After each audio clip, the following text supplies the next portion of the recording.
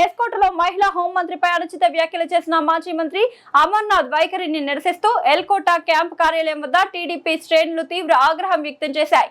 స్థానిక ఎమ్మెల్యే కోళ్ల లలిత కుమారి ఆధ్వర్యంలో సంస్కారహీనుడికి ఘన సత్కారం పేరిట నిరసన ప్రదర్శన చేపట్టి అమర్నాథ్ ఫ్లెక్సీకి కోడిగుడ్లతో సత్కారం చేశారు. ఒక మహిళ అని కూడా చూడకుండా హోంమంత్రి స్థానంలో ఉన్న వ్యక్తిపై మాజీ మంత్రి స్థాయి వ్యక్తి అంతటి దిగజారుడు వ్యాఖ్యలు చేయడం యావత్ మహిళా జాతికి అవమానకరమని ఎమ్మెల్యే మండిపడ్డారు. సొంత తల్లికి చెల్లికి కూడా ఇంట్లో గౌరవం ఇవ్వకుండా బయటకి గెంటేసిన సంస్కృతి ఉన్న వ్యక్తుల నుండి ఇంతకంటే ఎక్కువ ఆశించలేమని వెంటనే ఆయన హోంమంత్రి గారికి బహిరంగ క్షమాపణ చెప్పాలని ఆమె డిమాండ్ చేశారు. గత జగన్మోహన్ రెడ్డి 5 ఏళ్ల పాలనలో నిత్యం హత్యలు, అఘాయిత్యాలు, రేపులతో మహిళలకు కనీస రక్షణ కూడా లేకుండా పోయిందని ప్రశ్నించిన ఆడవారిపై తప్పుడు కేసులు బనాయించారని ఎమ్మెల్యే లలిత కుమారి విమర్శించారు. ఆ దౌర్జన్యాలు భరించలేకే మొన్నటి ఎన్నికల్లో ప్రజలు వైఎస్ఆర్సీపీకి 11 సీట్లకే పరిమితం చేశారని గుర్తు చేశారు. ప్రస్తుతం చంద్రబాబు నాయుడు నాయకత్వంలో పవన్ కళ్యాణ్ సహకారంతో ఏర్పడిన కూటమి ప్రభుత్వంలో మహిళలు, ఉద్యోగులు, యువత అంతా ఎంతో సంతోషంగా, స్వేచ్ఛగా ఉన్నారని స్పష్టం చేశారు. ఇప్పటికీ దౌర్జన్యపూరిత భాష మాట్లాడుతున్న వైఎస్ఆర్సీపీ నాయకులు తీరును ప్రజలు గమనిస్తున్నారని, భవిష్యత్తులో ఆ పార్టీకి ఒక్క సీటు కూడా రాకుండా పూర్తిగా తుడిచిపెట్టడం ఖాయమని ఆమె హెచ్చరించారు.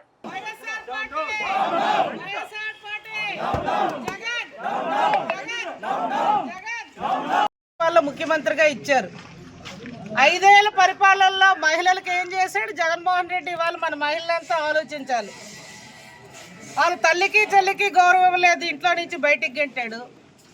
మన మహిళలకు ఎక్కడో కూడా గత 5 ఏళ్ల పరిపాలనలో ప్రభుత్వంలో జగన్మోహన్ రెడ్డి పరిపాలనలో రక్షణ లేదు. హత్యలు, ఆత్మహత్యలు, అఘాయిత్యాలు, మానభంగాలు, రేపులు, ప్రశ్నిస్తే ఆడవాళ్ళ మీద తప్పుడు కేసులు బనాయించడం చేసి మన మహిళలంతా కూడా బయటికి వెళ్లకుండా భయభ్రాంతులకు గురయ్యాం.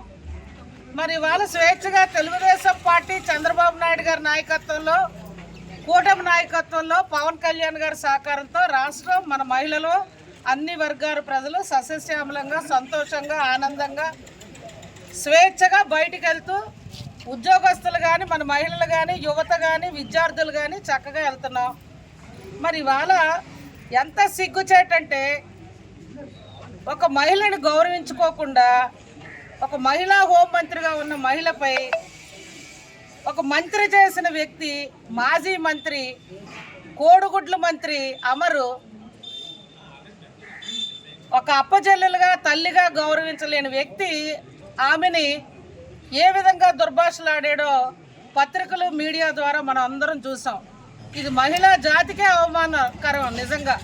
మరి ఇటువంటి వ్యక్తికి ఇవాళ గుడ్లు కొట్టి మనం ఇవాళ బుద్ధి చెప్పాలి. ఇవాళ ఇంకా మనం నిజంగా అతని సంస్కారానికి, అతని విధేయతకి వదిలేద్దాం. నేను మీ అందరినీ కోరేది, వైఎస్ఆర్ పార్టీ నాయకులు వాళ్ళు ఏ విధంగా ఇవాళకి కూడా దౌర్జన్యంగా మాట్లాడుతున్నారో, వాళ్ళ భాష ఏంటో ఈ రాష్ట్ర ప్రజలంతా గమనించాలని, భవిష్యత్తు రోజుల్లో కూడా మొన్న 11 సీట్లు పరిమితం అయ్యారు. ఆ 11 కూడా లేకుండా ఒక్క సీటుకే జగన్మోహన్ రెడ్డి వైఎస్ఆర్ పార్టీకి రాష్ట్ర ప్రజలు బుద్ధి చెప్పాలని, ముఖ్యంగా మహిళలంతా కూడా బుద్ధి చెప్పాలని, నేను ఒక మహిళకు జరిగిన అవమానం, మా హోంమంత్రి గారిని అనరాని మాటలు అన్నాడు. అది ఆవిడ వ్యక్తిగతం, మా మహిళల వ్యక్తిగతం ఎవరిదైనా. ఆయన ఆ విధంగా విమర్శ చేయడం ఇది చాలా బాధాకరం.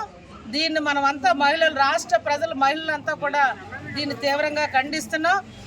దీనికి తగిన పర్యవసానం అమరు ఆమెకు క్షమాపణ చెప్పాలనేదే మన మహిళలంతా డిమాండ్ చేస్తా ఉన్నాం.